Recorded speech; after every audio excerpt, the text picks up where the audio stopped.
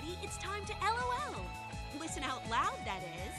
It's time for Anime Jam Session with DJ Ranma S, Mako-chan, and Ari Rockefeller.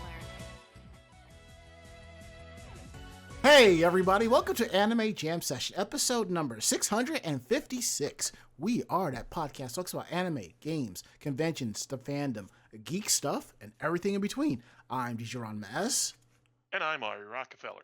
Unfortunately, Mako-chan is out tonight. Again, she's still not feeling well from her cold. It's probably a bad late, I wouldn't say a summer flu, but more like a, probably like a fall cold or something like that, you know? So her voice is still kind of scraggly, but she should be back next week. So we can continue to pick things up where we go. And yes, there will be a show next Tuesday. Nothing's fancy for Thanksgiving, but we got a show. I'm not really worried about Thanksgiving anyway. You know, neither am I. I still haven't figured out my plans. I mean, my plan is going to be my usual, but we might be doing something else, so I'm still trying to figure shit out, so you know. Anywho, let's get back to the matter at hand here. We are live tonight, week of November 19th, 2024, right here on Twitch TV. Yes. We're here live Tuesdays from 9 to 10:30 p.m. Eastern. You will always find us on Twitch TV/Anime Jam Session. We're also proud to be part of the Voice of Geeks Network at VogNetwork.com. And you can find them at VogNetwork.com. And they're also on Twitch, and you can find them at Twitch TV/VogNetwork. And come hang out in our Discord, VogNetwork.com/Discord. Every show that's part of the Voice of Geeks Network has a channel, so come through, hang out, and have a good time. So, since we were briefly discussing Thanksgiving, Citabiri in our chat here at Twitch TV/Anime Jam Session says, should I do my reconstructed stuffing as focaccia for dinner rolls this year?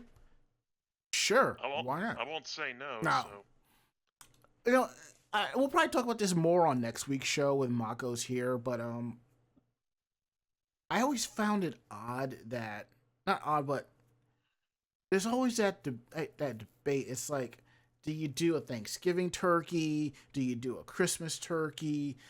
If I remember correctly, in my family, my mother did a Thanksgiving turkey and a Christmas ham.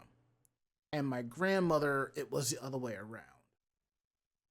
Personally, I don't mind turkey. I think it's in my mind that it's always got to be a Christmas turkey. Always. And something else. See, I've always heard Christmas ham growing up, and other times, and you know my stance on turkey, so kind of, sort of. Like last year, I had friggin' Italian for Thanksgiving. Oh, I know, the Feast of the Seventh. Yes, an Italian Thanksgiving signed me the fuck up. Seriously. Well, not a proper one, just still some lasagna. That was about it. Look, I was saying to Cece Graywich that if I do Thanksgiving at her place, I am making a pot roast. That does sound good. Yeah, I mean, it's been kind of drilled in my head that it's always been Thanksgiving turkey, but I mean Christmas turkey, but I can't remember the last time I actually had a Christmas turkey.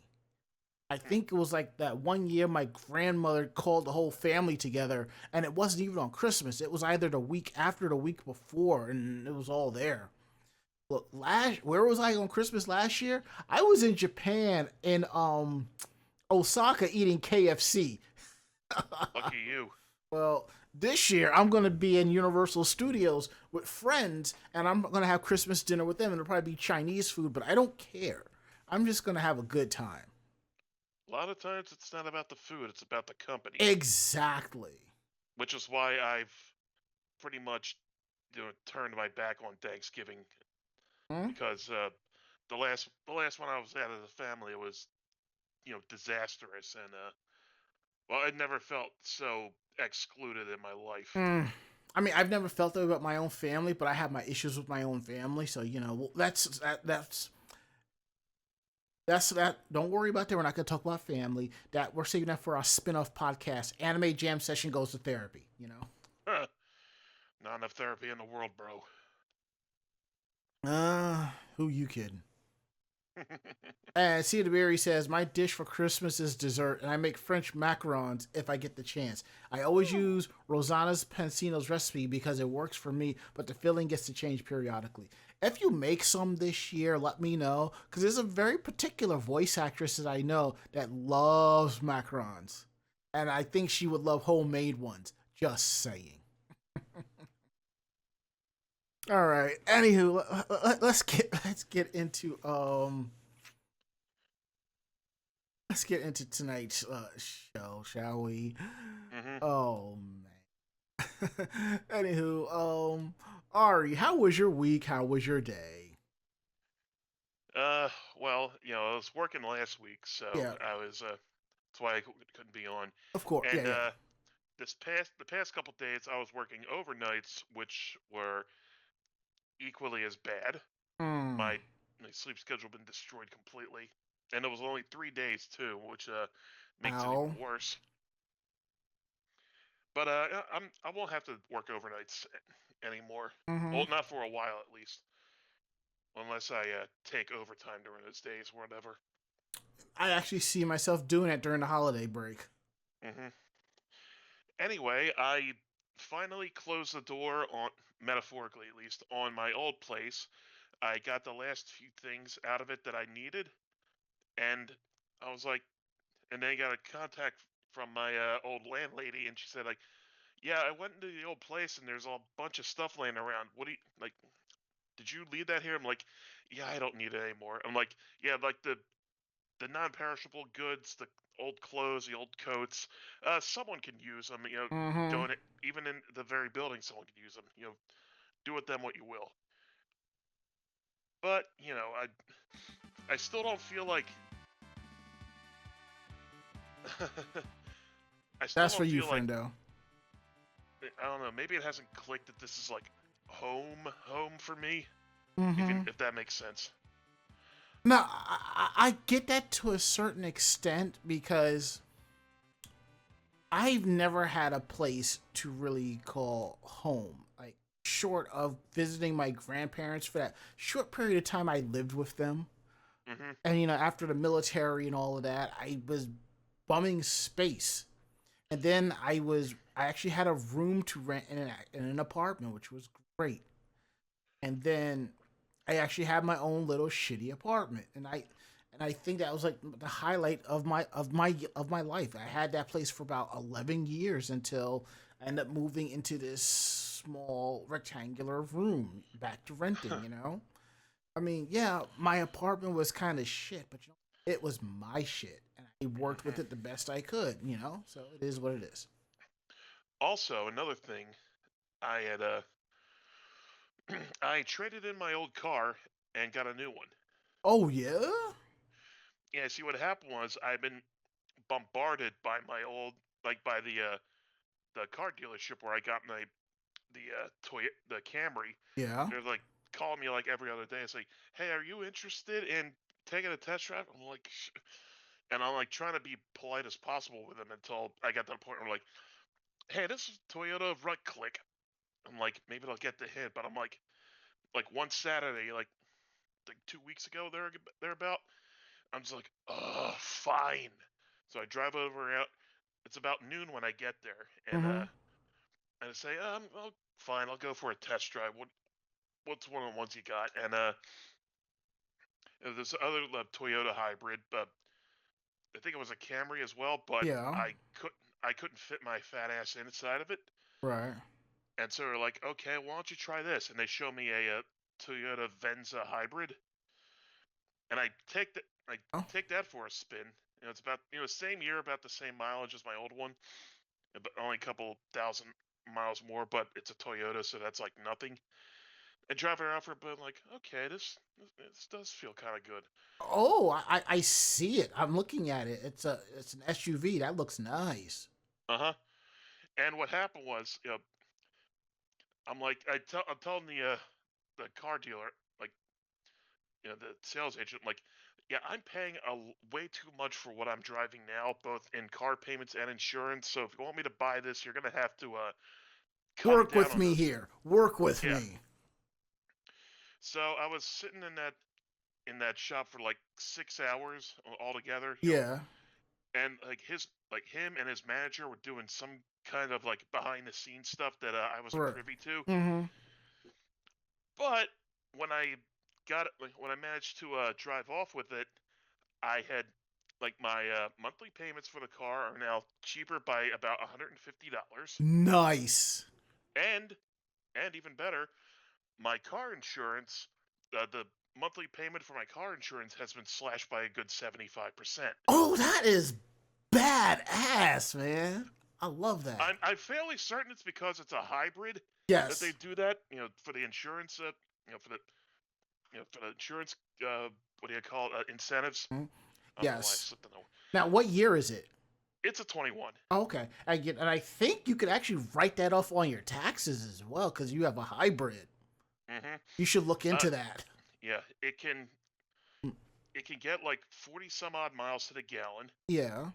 It has a like between the gas tank and the battery, it has a range of about 450 miles on a full tank. Mm-hmm. And well, obviously, there's a lot more space in the back, Right. and uh, and obviously, sitting up higher compared to where the car was, it actually feels pretty nice. Now, did you set up the Android Auto on it? Not yet. Okay. I don't think it has Android Auto. Oh, Well, wait. Yeah, I know what you're talking about. yep, Yeah. yep. Um, it gets kind of schizophrenic because when I'm like using it without, like through Bluetooth, it works just fine. But if I hook it up like to the car to like charge a battery, Mm-hmm. it like goes all out of whack. But I will say it is good for just plugging it in, and if you have to go somewhere new, because the GPS takes up the entire panel, Right. not the whole, not the dashboard. The No, oh, I know what you're talking about because Mako has something similar. I got her for I think for Christmas or for her birthday.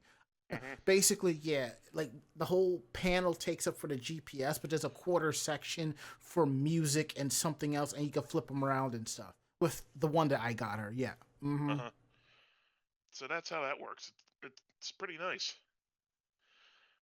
And I think the fact that you're saving all this money, that money you're saving, you could put that towards your mortgage a little bit, like a little chunk of that, and be like, hey, knock it down a little bit more, you know? Oh, that's what That's, I've been doing before. Besides the point, yeah. just chip away at it, even a little bit. And take another chunk of that and throw it into savings and be like, okay, we're going to do it up. We're going to do it up right, you know? Uh-huh. So yeah, that's how things been going for me. That's good. I'm glad things like that is working out for you. Love to hear it. Thanks. So, my weekend day is it's just basically besides work. I've been kind of tinkering with my machine. Like, I posted on my personal that I had gotten this. I think I showed it last week. This little micro keyboard, this keyboard, whatever you want to call it. And I like the fact that you run the software, you can program the keys. Now, I use this more for like editing in Photoshop, Lightroom. I haven't played around with it in Premiere yet, but I needed something to work with so I wouldn't have to keep moving my hand over my keyboard to the WSD keys and kind of be kind of torqued per se. So now I'm more comfy. I figured out my new routine for this. It takes me like a couple of seconds to kind of figure this out so I can run with it. But I also found another knockoff stream. I found a stream dock, a stream deck, a stream dock. And I looked at it and I'm like, I want to try this out. And I tried it out for a couple of days, figured out how to program it. Promptly I sent it back because there was a delay in touching on the push buttons. There's a delay. And I'm like, nope. Now, The frame delay, it yeah, and gets to you. yeah, the delay just throws me off. Now, I know Elgato has a mini Stream Deck, and there is a plug-in kit for like $30 for Photoshop, for something like Lightroom or something like that. I may look at that down the line, but I just want to be able to just sit here, push left and right.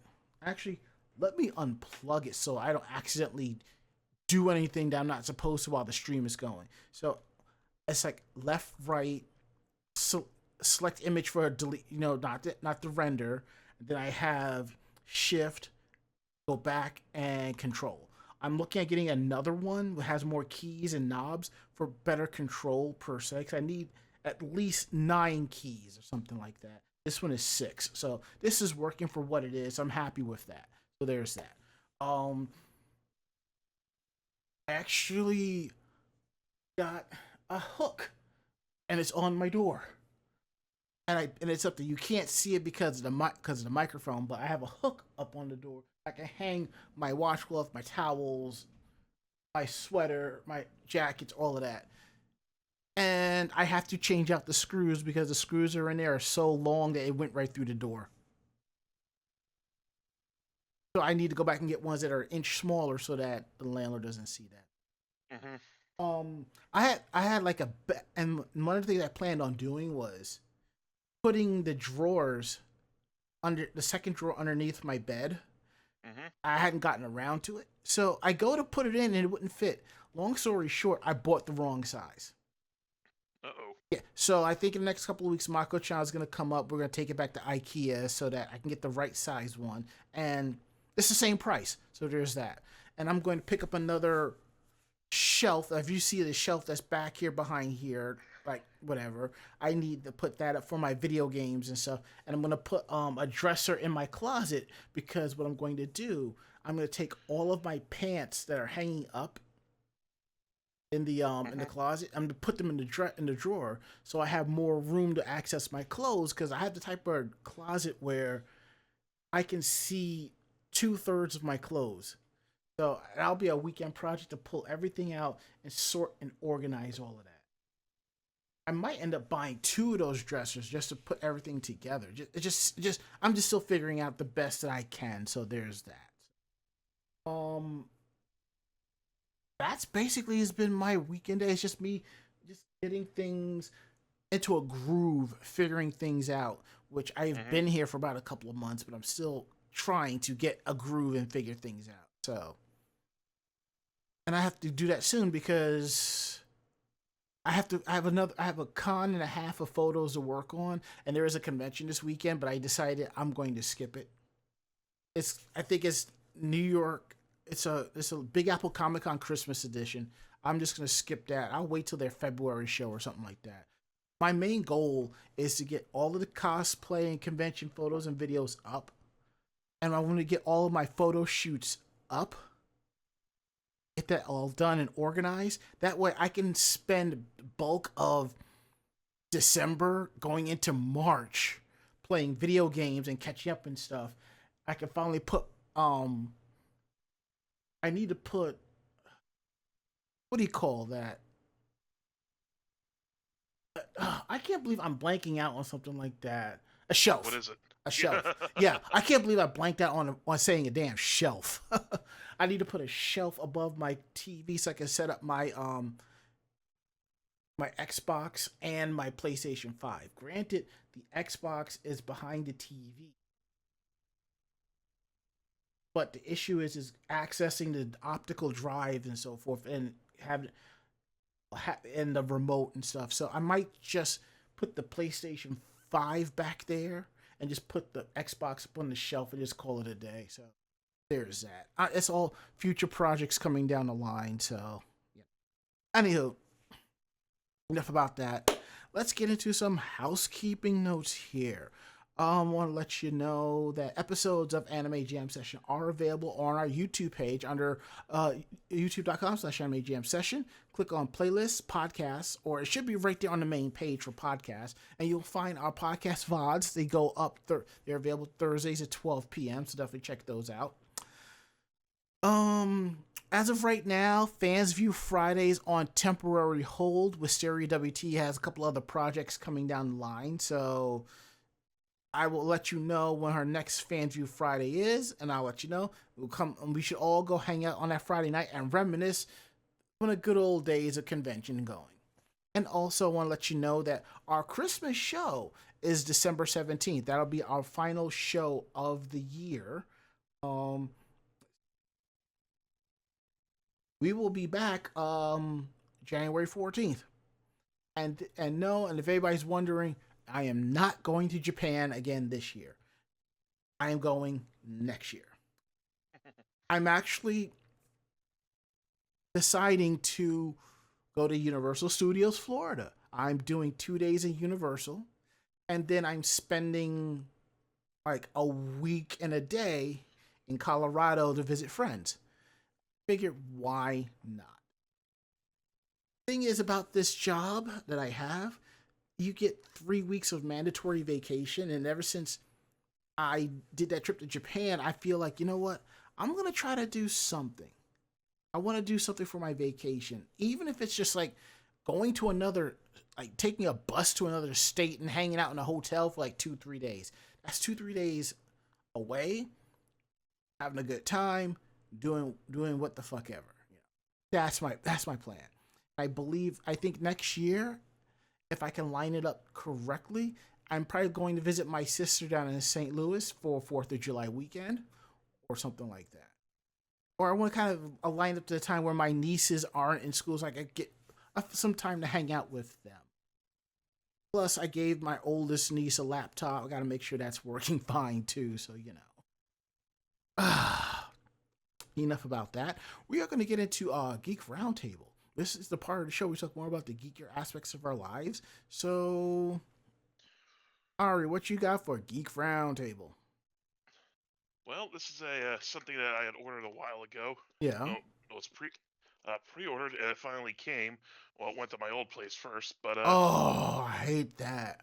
I mean, I didn't have to, go run in scrambling for it. It was just when it came to my place, it just had the new label on the old one. But this is the U2s that I ordered. Is it the Garfield Miku? Nope. Okay. Garfield Miku? What? Yes. There.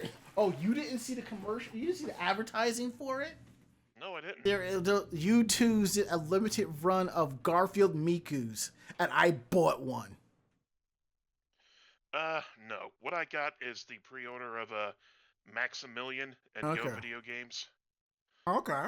There's Max. It's a little hard to see because it's still in the packaging, but there's in the back you can see little versions of Kenny, Simmons, and Steve, and his dog Benny, which is the channel mascot. Though it has the dog did pass away a while ago. Mm-hmm. But that's still kind of cool though. I like that.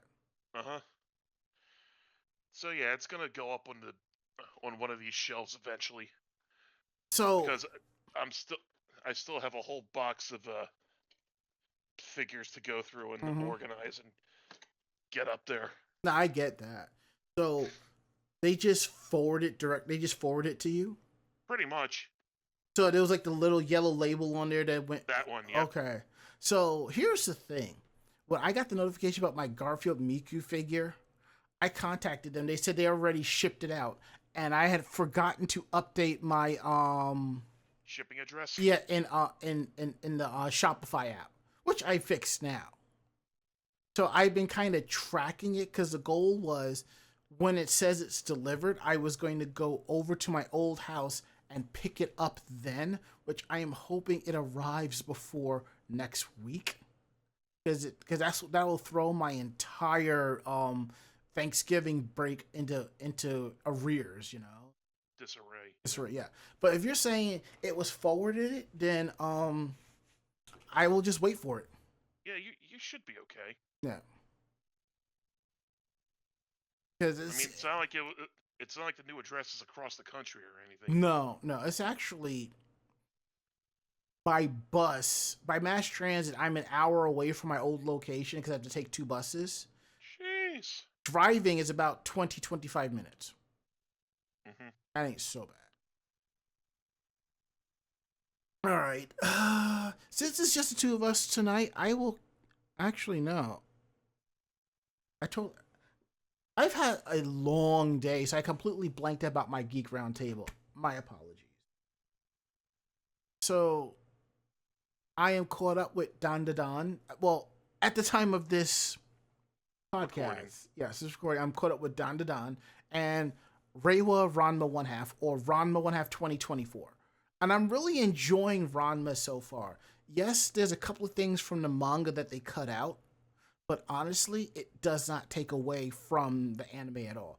It's like minuscule stuff. Like in episode 6, in the beginning, there's a scene where Ranma plays to his girl side to get free food from a vendor, and he goes, "Yep, when it comes to free eats, girl type is the way to go." That's in the manga. That scene is not in the new anime. And I noticed that, but the thing is, it didn't take away from it. It just went right into the plots and so forth. Interesting. Yeah, I think it's going pretty well, and I think it's by the time we hit, well, from the commercial, from the trailers and so forth, we got the Amazon arc coming up. The Anything Goes ice skating match arc is coming up. So we have that, and I believe in season 2 we have the Cologne arc where Ranma learns the Kachitenshi Amaguriken. What's that? That's the attack where Ranma does the rapid hand punch, rapid fist punching. Yeah, it's called the sweet. That's good. Yeah, it's called the sweet chestnut fist or Amaguriken. We have that, and I believe Moose, and I think Moose is I think he appears somewhere in the intro. I'm not sure, but somewhere there. So there's that. Oh fuck! I'm missing another part of this. Fuck. So buy a knockoff and use parts off of that. No. It popped off, and the little poofy cuff is still in the box. Okay. I'm just idly, digging through all the figures I got to see if I can come across it. Gotcha. So also, now we know that it's Black Friday sales running around. I've been picking up a couple of games here and there. As you know, I kind of load up at one limited run sale. Let's see what else is going on. They always have good stuff. Yeah, but they had a pop-up shop, so I went and bought some stuff there because I missed the pre-orders for some games. So I'm just like, all right, pick those up then. Best Buy was having a sale, like their clearance sale of sorts. So I picked up a few games from there. If you've heard of Suikoden, the team from that did a spiritual successor called Eiyuden Chronicles 100 Heroes, so I picked that up. Nice. And there's also a 2D side-scrolling one for Xbox, and I picked that. It was on Game Pass. I ended up buying it because I want to finish that before I start 100 Heroes. I picked up a couple of games for Switch. Yars Rising, which is a Metroidvania style game, which is like the prequel to Yars Revenge. That's neat. And I picked up. The thing is, I'm not big on visual novels to purchase unless they're reasonably priced. So I picked up Konosuba, God's Blessing on This Wonderful World, Love for These Clothes of Desire for Switch. And it was How only much was it? like $20. Not bad. That I don't mind doing. If it's more than 20, I will sit there and wait till a price drop happens. And I know that not every anime title is a visual novel. I'm happy for that. Like, I have to pick up the Mushoku Tensei RPG. That I think that's digital only. I have to pick that up. I actually went looking for the Made in Abyss game, but I think I can only get that digital, or it's going to be ridiculously priced physical copy. I know there's also the Quintessential Quintuplets video game, but it's a visual novel, so I kind of held off on that. I think it's like $40, but you get 2 novels. So I'm just, I don't know. I can't justify the digital price, but if it was on sale, it'd be a completely different story. So, And that's basically has been my thing for Geek Roundtable. Yes, I have some figures I've been getting from Otaku Mode. They're at work. I'm not bringing them home until I can actually organize my closet and put things the way I want to. Which reminds me, I'm going to have to probably get some 3M double-sided tape hooks so I can put my Christmas stuff up. I don't think I'm going to be able to put up my little digital tree this year, but that's fine. I'm not too worried about it. I have I have like an LED tree at work, so there's that. So And what's cool is the old the person who used to run the New York office actually liked the fact that I kind of decorated for the holidays at my desk area. So I might take some of the stuff here and bring it in and just kind of tape it around and kind of do something nice. We'll I'm sure you'll think of something. Yeah.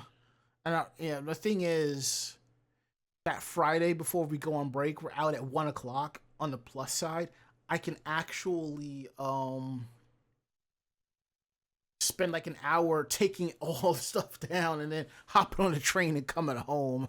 All right. Fucker.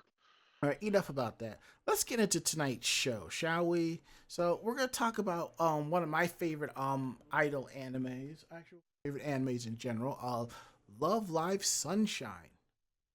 I'm right And back. I gotta use the bathroom. no problem. Let me. There we go. Oh, that for you. That way nobody knows except for me. So what we're gonna do? We're gonna talk about Love Live Sunshine. Second here to pull the story up. I actually had trouble pulling the story up because I forgot. For some reason, there's a dash after the URL, and I didn't put the dash, and the link didn't come up. I'm just like, are you serious? So I ended up having to like search for the article, like Google search it for, and it finally came up, and I was like, okay, that's how we do. So, and again, it did it again. So let me put the dash at the end and see if it'll come up. Come on now, there we go. See, I don't know why you need the dash for it to come up. I mean, I know I'm tech savvy, but come on, get it together. That seems like a weird thing to get stuck on. I know, right? Makes absolutely no sense. There we go. Had to water the plant. Gotcha. Okay. And I dropped the little poofy part. At least you see where the poofy part is, right? No, I don't. That's the thing. Ooh. It's white. The carpet's white. Oh, then you just run your hand over till you feel something like a plastic, like, there it is. I mean, this version of Mercury's already got a separated shoulder as it is.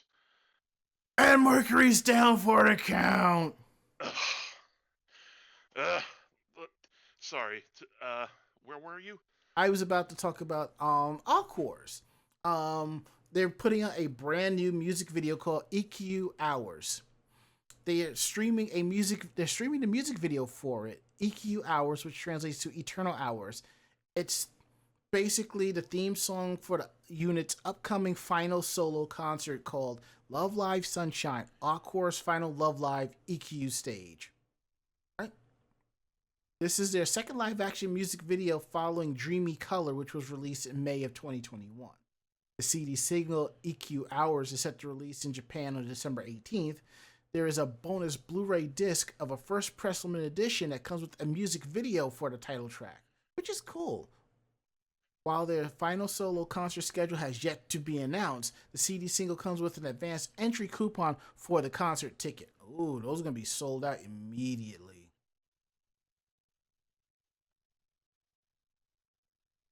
So, trust me, if I was in Japan, I'd find my way to get my hands on that. So, it is what it is. So I'm not too worried about that. But I am looking forward to it coming out so I can actually it's probably up on YouTube right now, so probably at work tomorrow. I'll probably look it up and just check out the video if it's available. If not, I can wait because somebody will make it available one way or another.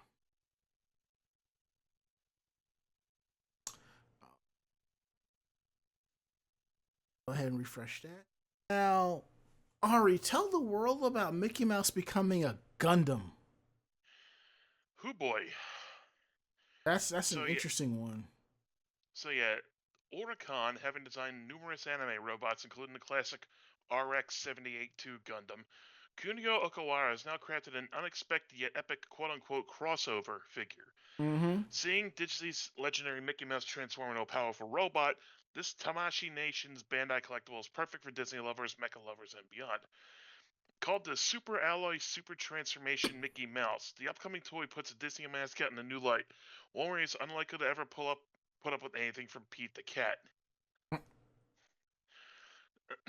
So now officially unveiled at the Tamashii Nation 2024 event in Akihabara, the new Super Alloy Transformation Mickey Mouse, also called Chokokin Super Changing Mickey Mouse, is a culmination of mecha design talent.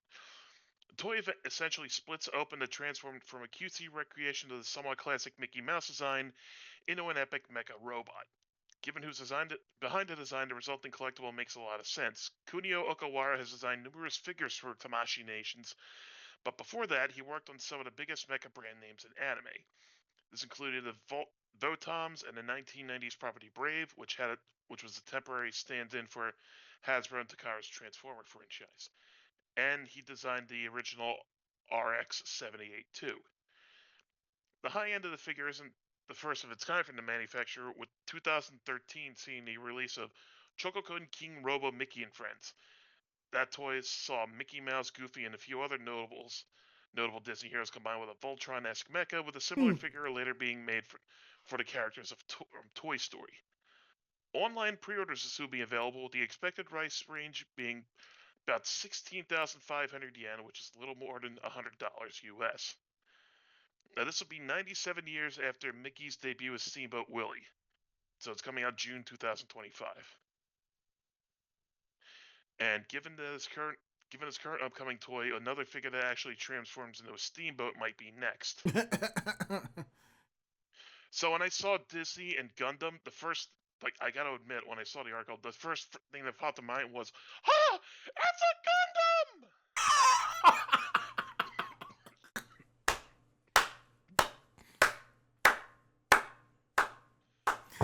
Bro, that was brilliant. That was brilliant. My voice doing that.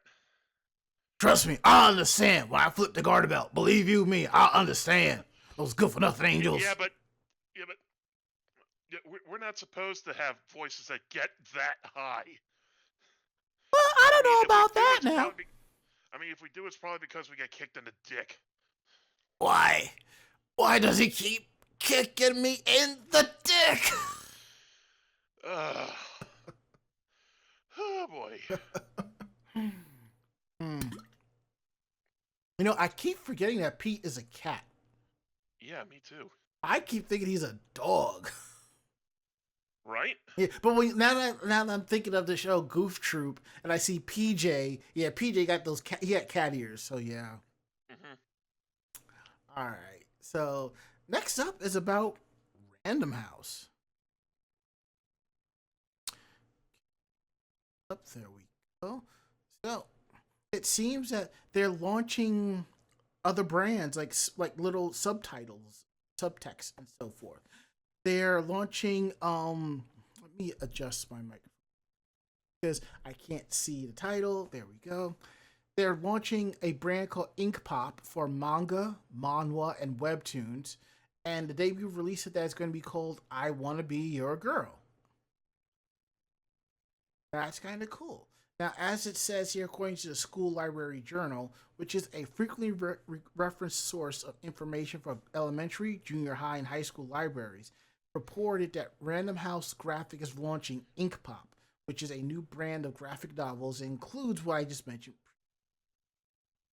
Ink Pop will publish Umi Takase's I Wanna Be Your Girl, which translates as Kanojo ni Naritai Kimi no Boku, and it will release the first volume in print on July 1st, 2025. The company will also publish Hanryeo Yu's and Ahyun's My Life as an internet novel manhwa.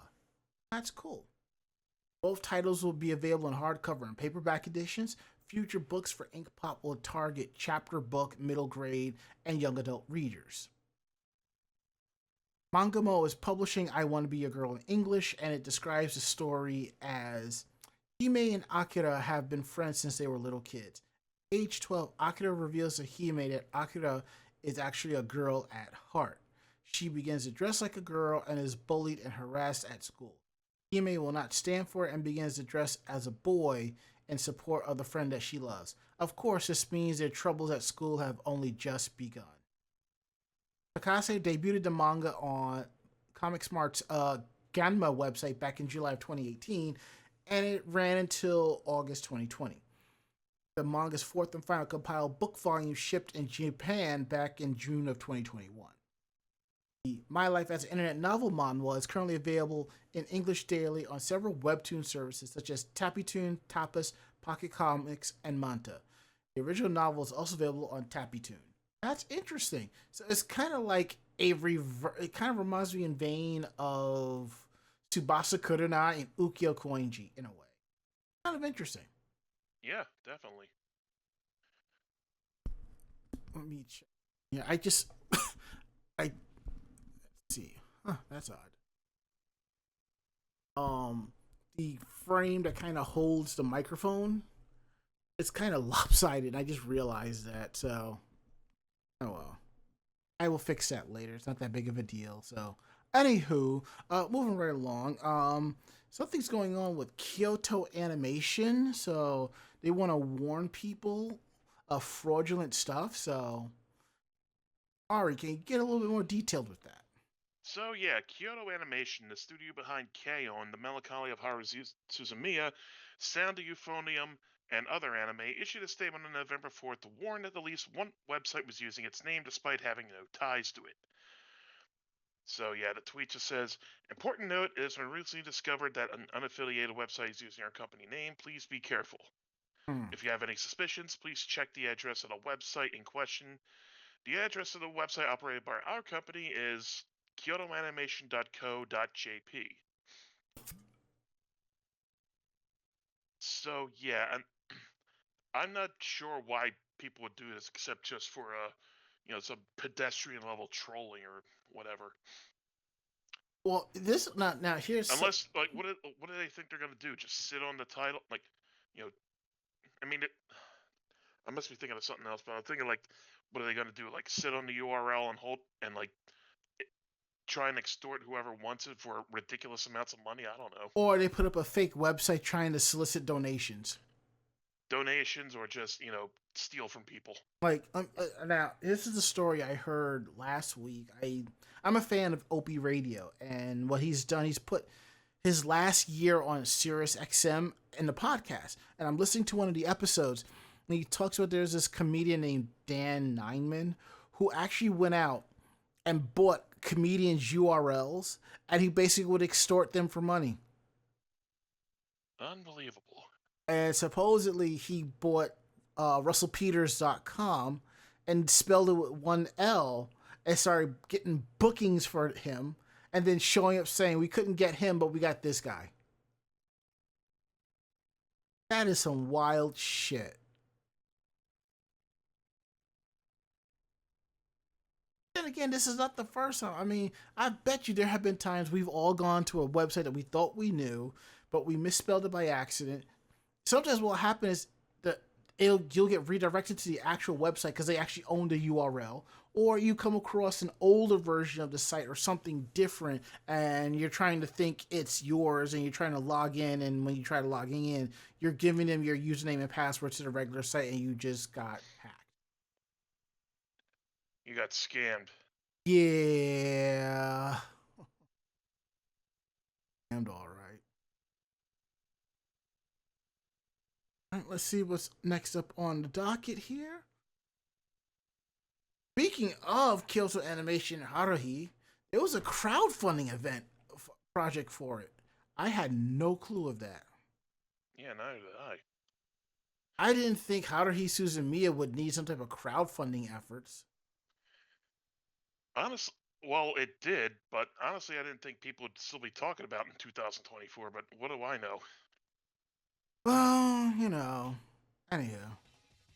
So on Twitter, the account for Nagaru's Tanigawa's Haruhi Suzumiya light novel series announced that the franchise crowdfunding campaign for a new song and music video has reached its goals on its first day on Friday. I've heard of stuff like that happening for other crowdfunding efforts, which is kind of cool. The campaign launched on Friday and will end on January 15th. As of the time of this episode, this podcast, the campaign has raised a little bit over 25 million yen, which is about $164,000. And I'm clicking on the link right now and see if I can pull. Nope, that's something different. I'll eventually find the link for that. So the initial 10 million yen raised for it will fund a new song featuring Haruhi, Mikuru, and Nagato, with the music video featuring 3D modeling of Haruhi dancing. The second 15 million yen, that will add 3D modeling for Mikuru and Nagato. Akihara and Tomokazu Tashiro, the songwriters of the anime's iconic Hare Hare Yukai ending theme, will work on the new song, with Tashihiro as composer and Hara writing the lyrics. The project will also include the creation of a new original voice drama starring the SOS Brigade, and that consists of Aya Hirano, Tomokazu Sugita, Minori Chihara, Yuko Goto, and Daisuke Ono. And that's going to be a backer reward. The new video is slated for the first half of 2025. Backer rewards are scheduled to ship in early February 2025, while digital backer rewards will go out the latter half of 2025.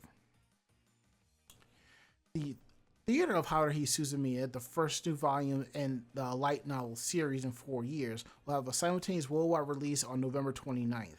Kadokawa's Bookwalker global site and Yen Press will both digitally release the novel in English on November 29th. The volume will include 2 short stories previously published in Kadokawa's The Sneaker magazine, plus a new sequel to those 2 stories. Suzumiya Haruhi Gekijo Fantasy Hen translates as Haruhi Suzumiya Theater Fantasy Arc short story ran in the August 2004 issue of The Sneaker. It begins when the SOS Brigade are apparently transported to a fantasy world. The story continues in different worlds throughout the Kaete Kita Suzumi Haruhi Gekko. Return of Haruhi Suzumiya Theater follow-up story in June 2006 issue of The Sneaker. All I know is that hopefully that is a lot more interesting than Season 2, Endless 8. I absolutely hated that. A lot of people did. The upcoming new volume will then add a new sequel short story to these earlier stories. Kanagawa and illustrator Noisy Ito published 11 novels for the original series between 2003 and 2011. The light novel series has more than 20 million copies in print as of 2017. The Little Brown Books for Young Readers imprint and Yen Press released the entire series at the time in 10 volumes between 2009 and 2013. The first 10 volumes are available in English digitally.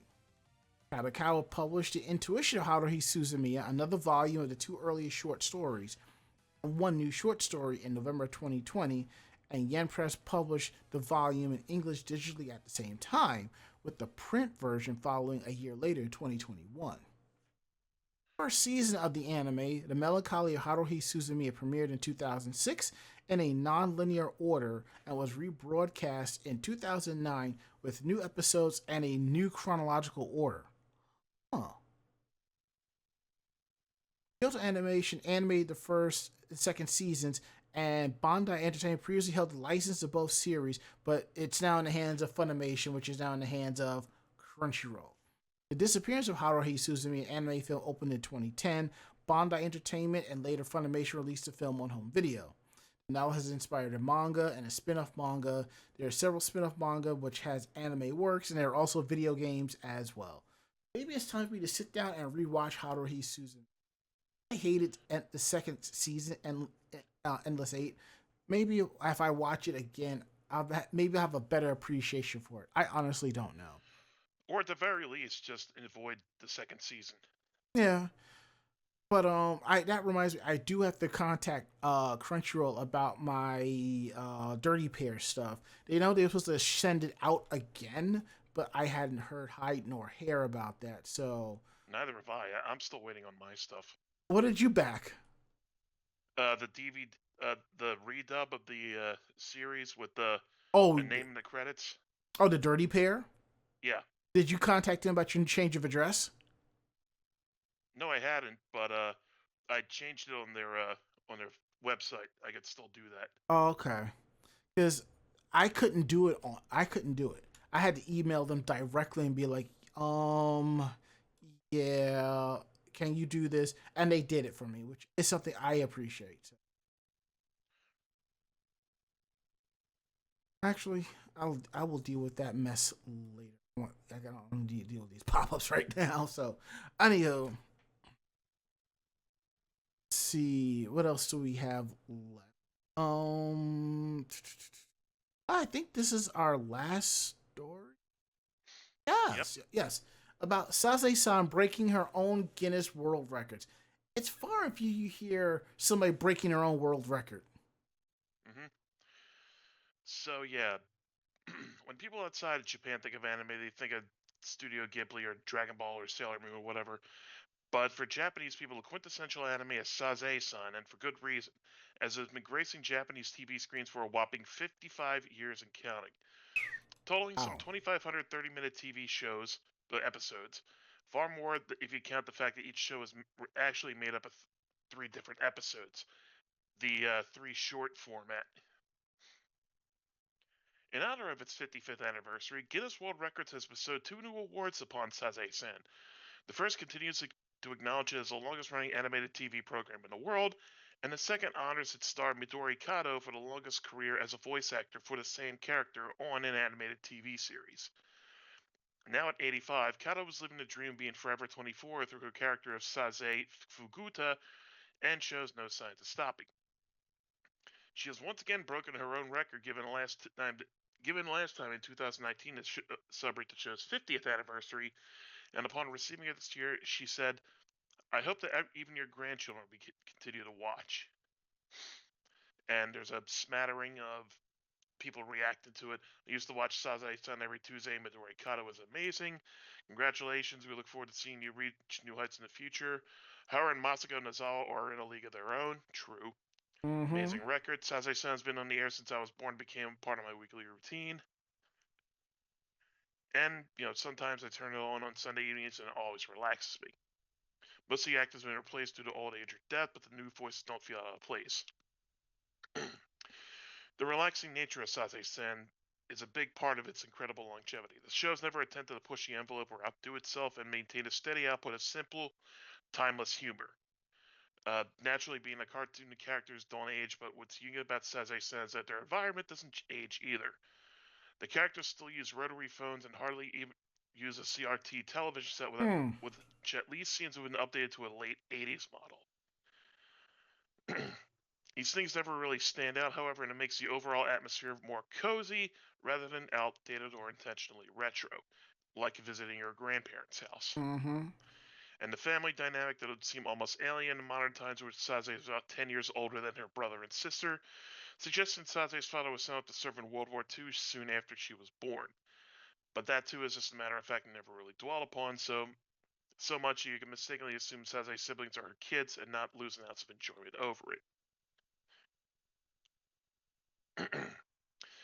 And it all works because the series' down-to-earth humor and storylines that focus on the family rather than the world that ought to be changing around them. In that way, it continues to draw younger viewers with its cute jokes and holds on to other viewers with its comforting sense of stability and relatability. So yeah, good for them. It's a really big honor. That really is. That's really cool to break your own record like that. That is Hmm. so awesome. So awesome. And now we're at the top of the hour. We're at the part of the show that you really stick around for.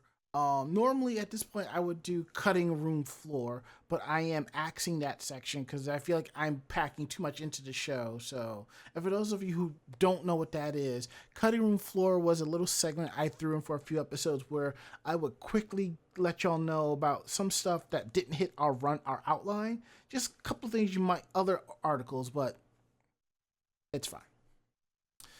So we're looking at these articles here for Meanwhile in Japan. I am Which one do you want? I am taking the bottom one, unless you want that one. Nah, you can take Okay. the second one. The third one, I mean. Okay. Uh, huh. Do I go for the weird one or the meh one? How are you I'll go feeling? for the weird one. The Japan Poop Society, what? Yep. is making movements to protect people's health. That was on purpose.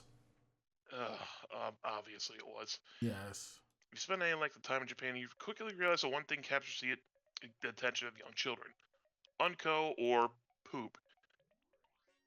Of course, The shit-induced giggles make it impossible to get an explanation. Mm. Of course, when there's demand, there's supply. Since follows many merchandisers making all manner of ridiculous Unco-themed trinkets. From glowing poop on a stick to turd-shaped pudding makers. I am not clicking that link. Japan has wholeheartedly embraced the humor of the chocolate log, turning it into an iconic symbol for novelty goods. Kids are even learning from with popular Unco Sensei, a cartoon teacher with cartoon poop as a head, which teaches. Well, there's a whole series of books that teach kids everything from kanji to taxes. I think we might have covered something like this previously. Anyway, there's a serious side to it too. In Japan, Unco Society has been an advocate for healthy butt nuggets for over 10 years. Jesus Christ, what did I just fucking read? Something very turdable.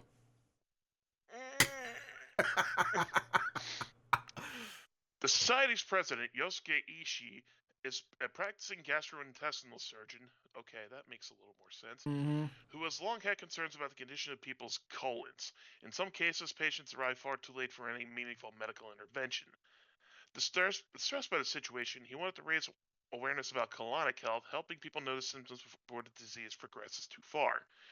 So he started writing books, participating in awareness activities, and even developed an app that lets players unlock characters by submitting photos of their stool. The fuck? The Unco Society has made a big splash.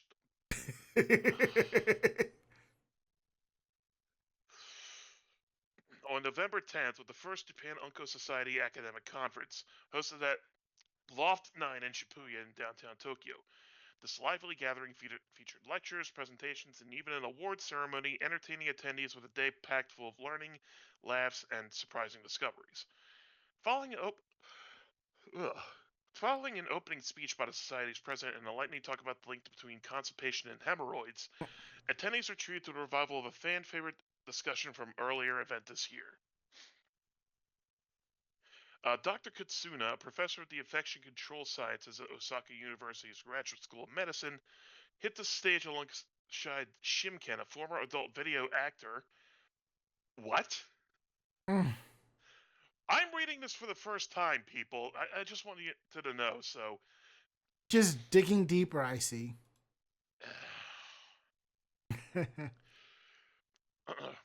Sexually transmitted infections is the topic that they was talking about. Shimken shared some moments from his battles with Giardia and Shigella infections, both notorious for causing unpleasant bouts of diarrhea, while Dr. Katsuna offered insights from his experience treating these conditions. The duo also walked attendees through a list of diseases that can hitch your ride through oral and anal contact, with familiar names like hepatitis A, dysentery, norovirus, and rotavirus making the list. Among perhaps lesser-known ailments such as amoebic liver abscesses and giardiasis, the infections Shimken himself has suffered from. Following that enlightening talk, the event plunged into its first major focus, exploring Unco from lifestyle and disaster prevention perspectives. The audience got a look at emergency toilet maps, like a polished example from Osaka's Asahi Ward. And according to the map, yellow locations are for when you can afford to take your time. Red screams emergency explosion imminent. I do not have enough liquor for this. I don't think there ever has been enough liquor for this. To avoid any caught with your pants down moments, the session provided tips, preventative measures, and some practical wisdom for handling unexpected nature calls. For instance, while using a portable emergency toilet, line the bowl with a bag and dispose of it along with the toilet paper in the burnable garbage. Okay, if you thought one poop-centric game was enough, think again. Uncomon, a fusion of Unco and Monster, challenges players to snap photos of their daily toilet creations, their words, to power up their in-game monsters and unlock special rewards. Unfortunately, it's still in development, but the app's creator hopes to one day transform these uploads into valuable data for researching early colon cancer detection, IBS studies, and potential use for fecal transplants. I'm sorry, what? Well, now. Okay.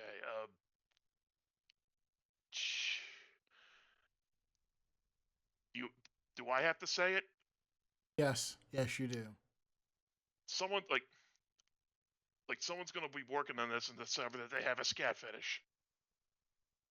As opposed to the scat man, beat out the bottle dope, beat out the bottle dope. I can't hear that song properly anymore after seeing it in that one episode of AMV Hell Divided by Zero. Oh, you're bringing that back, huh? It's like it just won't go away. I can't get that memory out of my head. Mm. Remember, like I shrieked like Mickey Mouse dying as an NPC in a Gundam anime. Just one poop. Anyway, let's move this along. Yes, yes, we shall.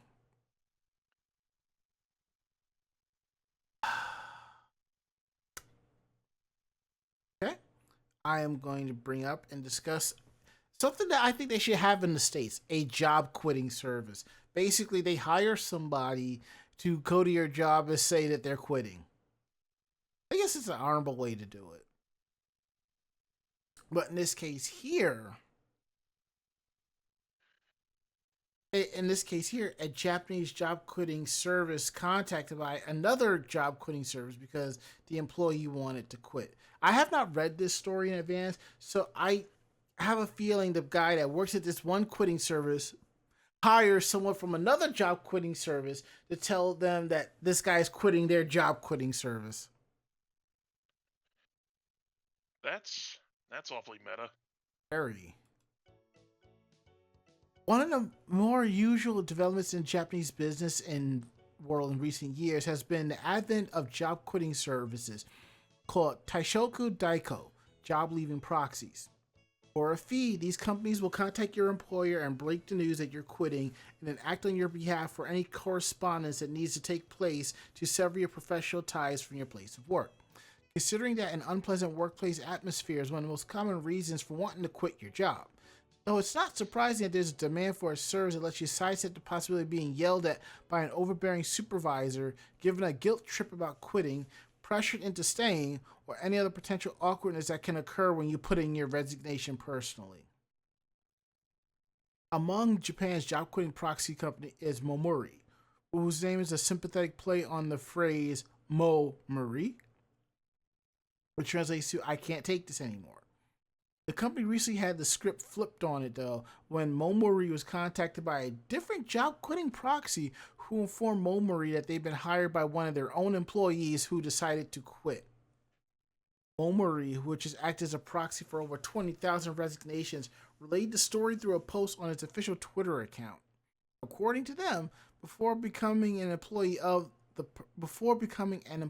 person who we will call A-san has been a Momori customer, hiring Momori when they quit their previous job.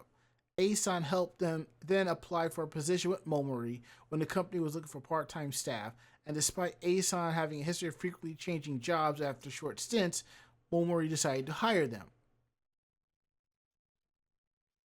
A-san rarely showed up for their shifts, though often saying that they were feeling unwell and needed the day off.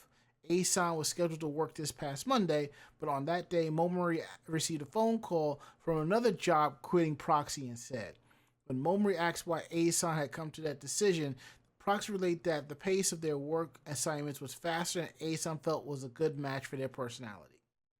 We have always maintained that no matter how great the efforts they make, there will always be instances where certain companies and workers do not mesh, says Momori in the tweet, and it will not be trying to talk A-san out of their decision. Well, that's good.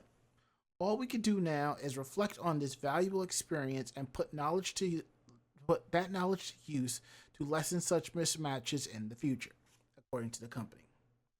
They say that while reevaluating whether it did all it could to recognize the workers' concerns and address them, and continue to try to improve its workplace environment, Momori has also hopes that their new perspective of having been on the receiving end of a job quitting proxy service will help it improve how it deals with companies when it contacts them to tell them that their workers are quitting.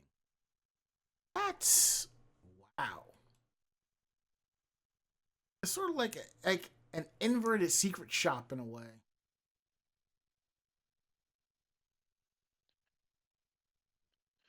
I mean, are they like is I guess company loyalty is still a huge thing in Japan? Yes, it is. Hmm.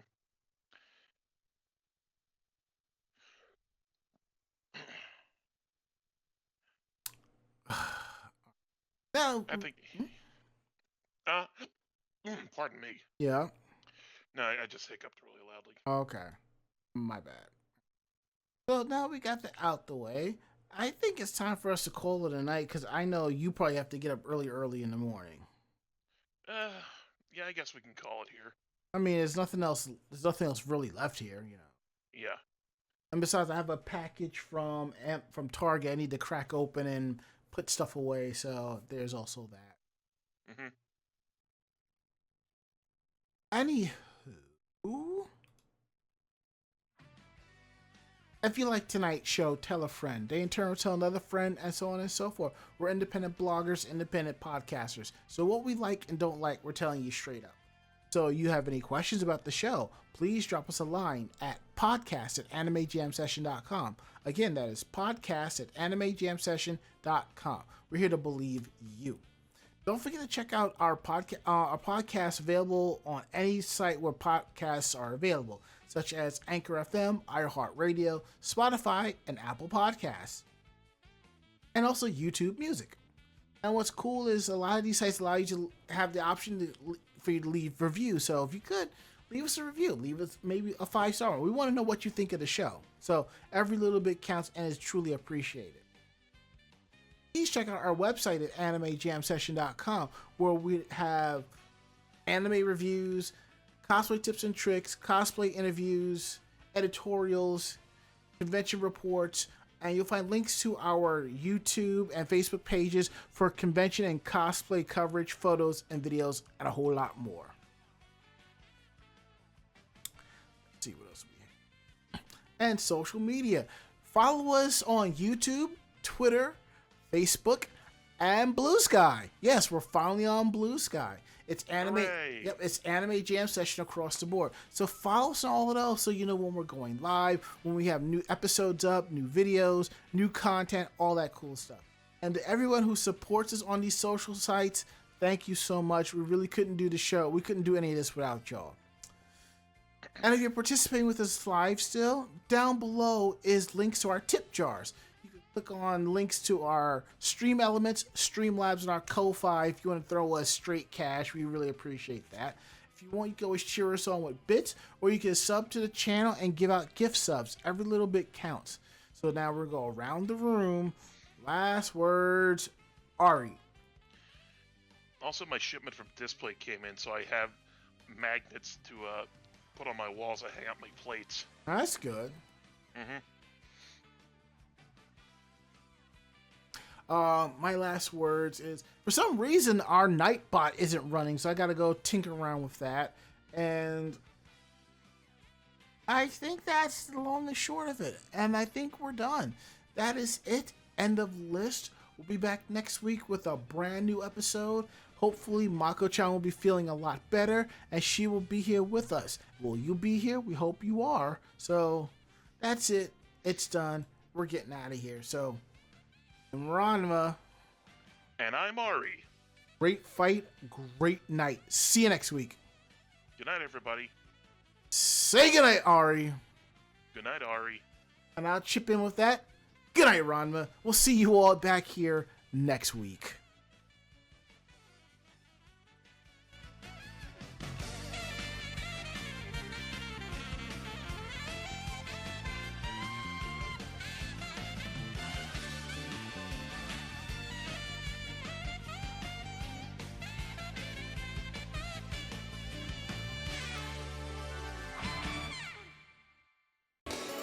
This podcast has been a production of Anime Jam Session and AJS Productions. No fanboys and fangirls were hurt, maimed, shot, electrocuted, or pistol whipped in this episode. For now. The views, opinions, and thoughts expressed on this show do not reflect the staff or the network as a whole. But we're still right, damn it. For transcripts of this episode, start typing. Check us out at animejamsession.com and vognetwork.com for more information about us and other programming. Jamatane!